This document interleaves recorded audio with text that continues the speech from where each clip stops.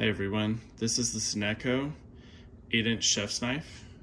It is 67 layers of Damascus steel.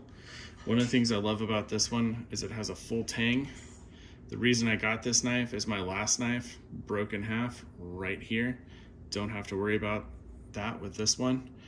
Another thing that's great, the VG10 core on it, it keeps its edge really well. It's nice and balanced, keeps a nice sharp edge over time. It cuts really well.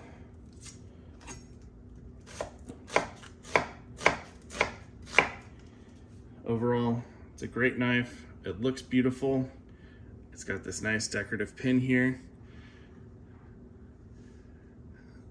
in the middle, holding the handle together. Overall, it's a great knife. It's easy to care for. Just wash it with a little soap and water. I don't recommend using it in the dishwasher, just because that's not good for your knives, guys. So it's a great knife. I recommend it. It's been a good workhorse for us over the past few years.